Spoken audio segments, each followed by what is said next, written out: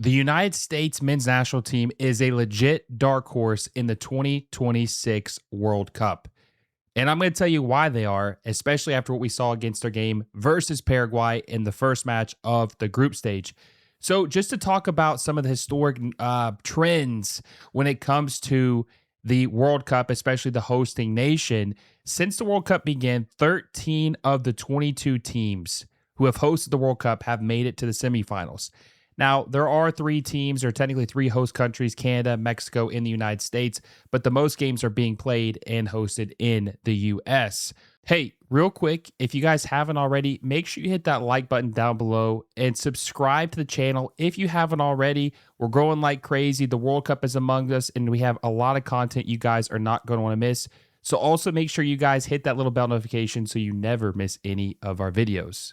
Also, 6 host nations won the entire tournament on home soil, that being Uruguay, Italy, England, West Germany, Argentina, and France.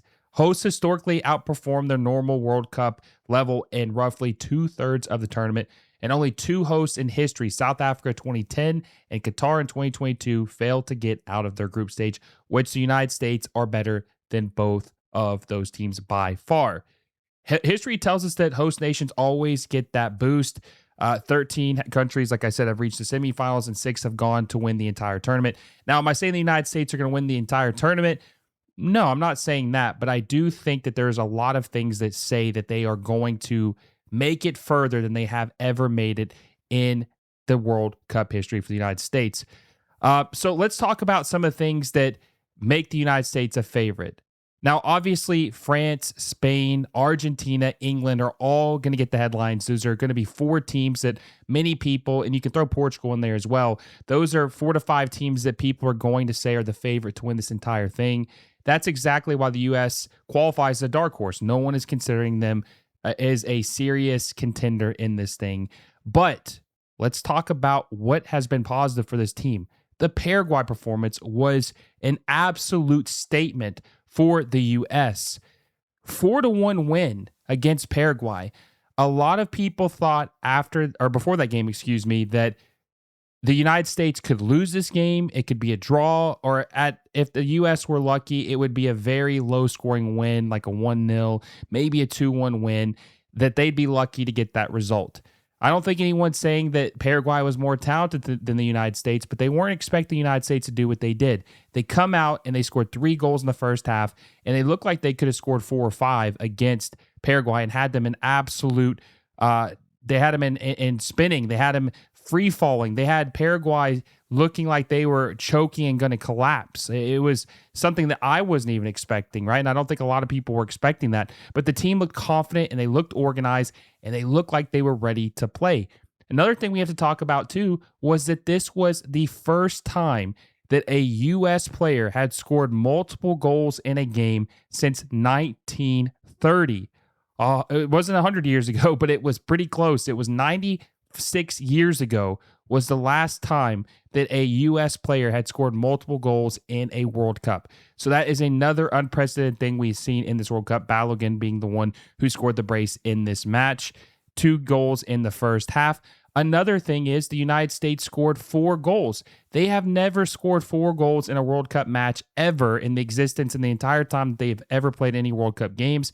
The most goals they ever scored was 3, which they've done 3 times. They scored 3 goals in 1930 against Uruguay, and I think the other one was Germany. And then they also scored 3 goals against Portugal in 2002. So this was the 4th time they'd scored 3 or more goals, and the first time they had ever scored 4 goals in a World Cup. We talked about the home field advantage, right? The United States are obviously used and accustomed to playing in this weather in the United States. A lot of these European teams struggle with the weather, the heat index, the humidity, all these things. These European teams struggle with. We saw it in the Club World Cup last year. A lot of these teams were caught off guard by the heat in this country, and that's why I think a lot of these South American teams, in quality, they're underrated teams like in Brazil, but that's why a lot of these teams in South America overperformed or played better than people expected, and that's why we saw some of these European giants struggle in the United States because it is different. It is brutal. It is hot. So I think environmentally, this is something else that I think gives the United States an advantage because we are used and accustomed to playing in this weather. Group D, another thing is breaking perfectly, right? Paraguay lost, right? So United States are at top of the table. Turkey got embarrassed by Australia 2-0 in their first group stage game.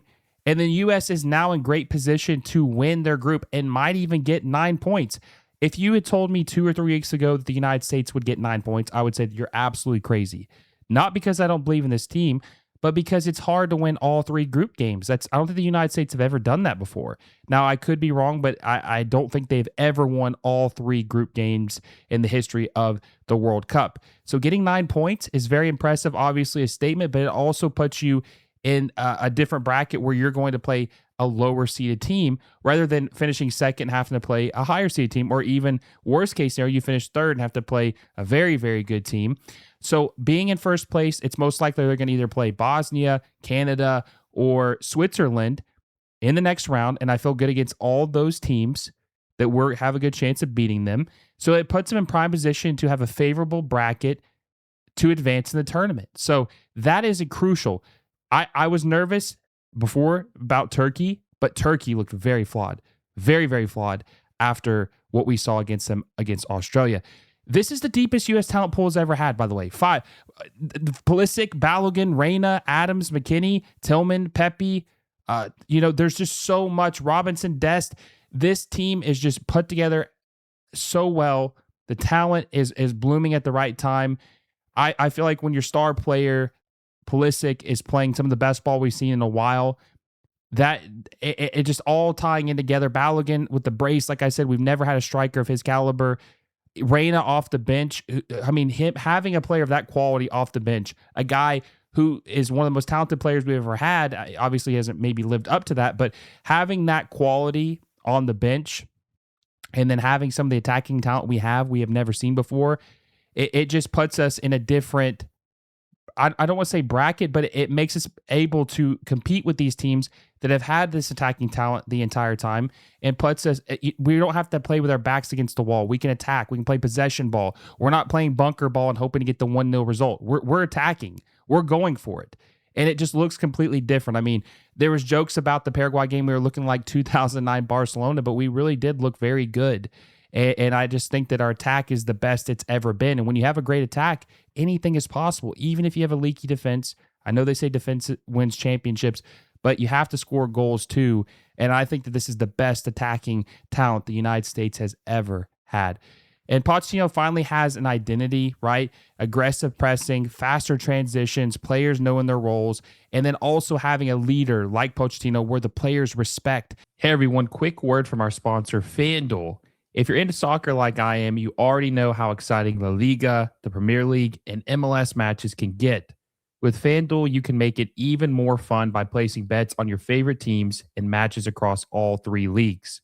Whether it's a Premier League showdown, a La Liga thriller, or an MLS game with your local club, FanDuel makes it easy and exciting to bet on what you watch.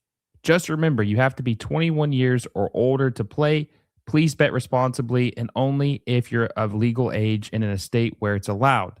Download the FanDuel app or head over to FanDuel.com, sign up, and get in on the action. Thanks for supporting the channel through FanDuel.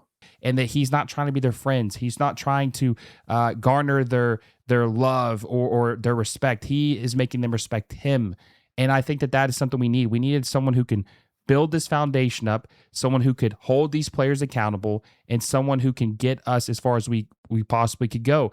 If Greg Berhalter was the manager of this team in 2026, I don't even know if we would have made out the group stage. And we should have, right? We know the talent is obviously there. But Greg Berhalter, clearly after what we've seen, was holding this team back, right? We knew this, but we're seeing it on full display now that we're seeing the best of Pochettino, right? So Greg Berhalter never had a result like this. Never had a result like this. We have scored more goals in our first match than we scored the entire World Cup in 2022. We played in 4 matches, and we have scored more goals in our one group game than we have scored the entire 2022 World Cup. And I think that's very telling.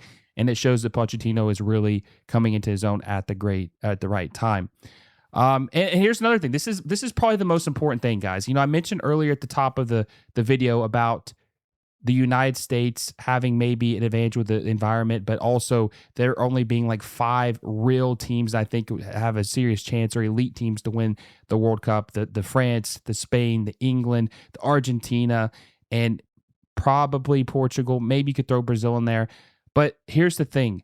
Traditional powers aren't invincible like they used to be. Like, I just don't think there's enough heavy hitters like we normally see. Brazil drew Morocco, which Morocco is a good team, and I know they won AFCON, but Brazil is a historic powerhouse, and they did not look as invincible as we are used to seeing Brazil. Several favorites have shown vulnerabilities already, right? The Netherlands drew with Japan, very good game. We saw Mexico win against South Africa. I wouldn't call them a favorite or anything, but just all these teams that have looked underwhelming. Switzerland drew with Qatar. There's just so many teams that historically are a cut above the United States that have looked very weak in this tournament. Like, the United States have had the most dominating performance of any team in this tournament so far, by far. By far. They have had the most dominating performance outside of Germany, but come on. The level of competition they're playing is completely different. They've looked the best against a quality opponent of any team in the World Cup so far. And I know that this is one game, and I'm not saying that the United States are going to win the World Cup. Let me just say that. I'm not saying that they're going to win the World Cup. But when you combine the strongest American player pool ever, a favorable group, a great manager, and a historical advantage of hosting the World Cup, it's not crazy to think that this team could surprise many people and make a semifinal in the 2026 World Cup.